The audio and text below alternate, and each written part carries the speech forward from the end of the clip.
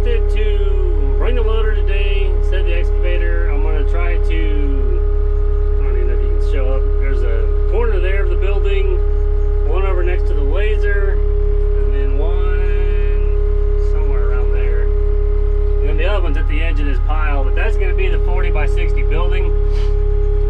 I'm going to go in here and kind of scrape all the dirt and the mud and everything off, and then start moving this clay, because that corner down there has got to come up like 2.5 feet, because this is my benchmark up here, and that's going to be top of slab, I believe, for the final grades that corner.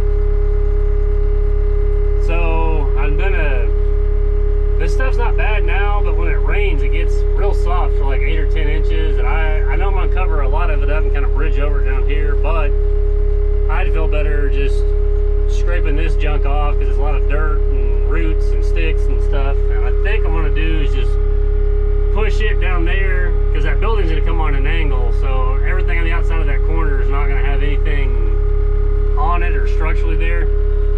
But if we're taking that corner up 2.5 feet, I'm gonna need something on the outside to kind of make the transition over there to the existing driveway or the yard a little better. So I think I'll just take this mud, use it for that, and kind of grade out and just slope the side of that hill, and then I'm going to start using these piles of clay and kind of get this pad built. And I'm going to try to also cut out the road and get it ready for the stone, and then we'll see what rain we get, and then next week I'll come in here and worry about trying to dig the rest of that walkout basement. But the only reason I didn't do it today, I know it's going to fill up with water, but I'm kind of running out of room to put all the clay, and it seems dumb to just keep piling it up and then coming back later and scraping this off. So I just want to do it in this order so I can heat some of this up, and then we got a place to pull in, park stuff, set materials, and kind of work off that pad. So that is my reasoning, I guess, for that. So